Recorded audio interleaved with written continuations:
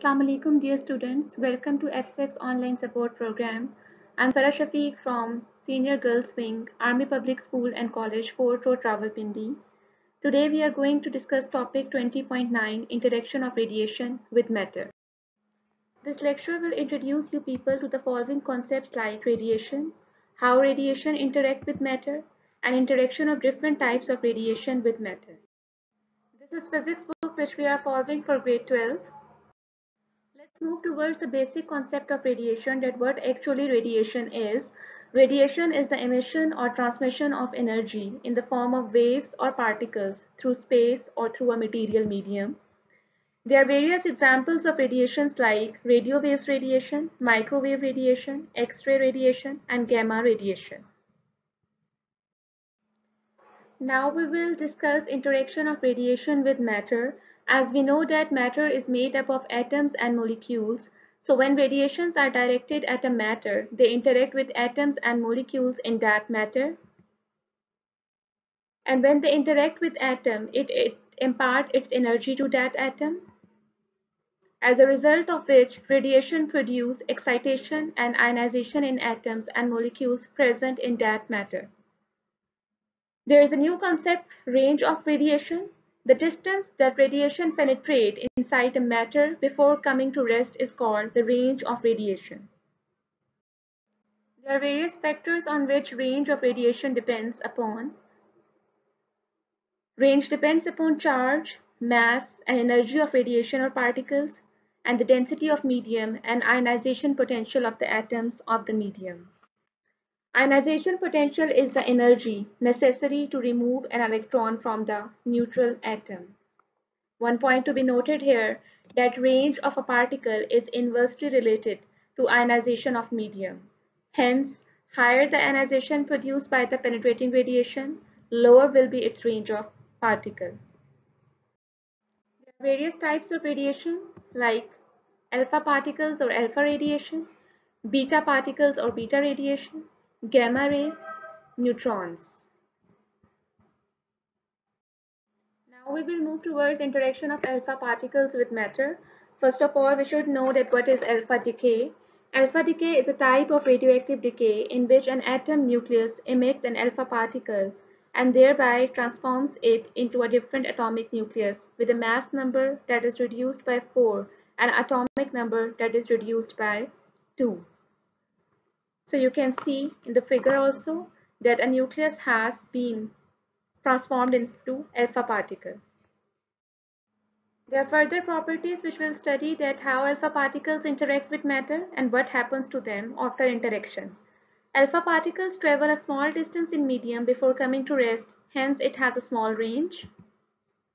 The ionization in matter produced by alpha particles is either due to direct elastic collision or through electrostatic attraction. Now we'll discuss what is elastic collision. Such type of encounter in which total kinetic energy of two bodies remains same is called elastic collision, while the attractive or repulsive interaction between two objects having electrostatic charges is known as electrostatic attraction. So, ionization in matter produced by alpha particles is either due to elastic collision or by electrostatic attraction. Range of alpha particles depends upon charge, mass, and energy of the particle, density of the medium, and ionization potential of the atoms in the medium. Now we will study about the deflection of alpha particles. We observe that they do not deflect from their path because alpha particles are 7,000 times more massive than electrons. Alpha particles continues producing intense ionization along its straight path till it loses all its energy and comes to rest.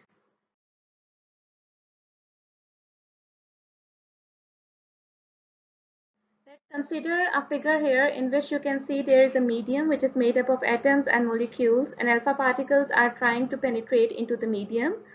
You can see that alpha particles are moving in a straight line, and as they are passing, a stage comes where alpha particles are going to be at rest because all of their energy has been lost. So when alpha particles come to rest, they capture two electrons from their neighbors and becomes helium atom, which you can see clearly in the figure. Now We are moving towards interaction of beta particles with matter. A beta particle or beta radiation is a high energy fast moving electron emitted during radioactive decay. You can see that nucleus has been decayed to form a beta particle, which is a fast moving electron, and a gamma ray has also been produced in this process. Now we are going to study about interaction of beta particles with matter. Since beta particle is a fast moving electron, its mass is 7,000 times less than that of an alpha particle. Beta particle has a charge and mass equal to that of an electron, hence it is easily deflected from its straight path by atoms and electrons in the medium. When beta particle interacts with atom inside medium, it produces ionization in atoms and loses all its energy in the form of X-ray photons.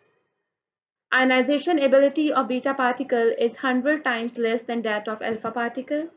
As a result, beta particle has 100 times more range of penetration than alpha particle, as we have discussed in the previous slides that the particle which has greater range would have less ionization ability. That's why beta particle has more range of penetration than alpha particle, because its ionization ability is 100 times less than that of alpha particle.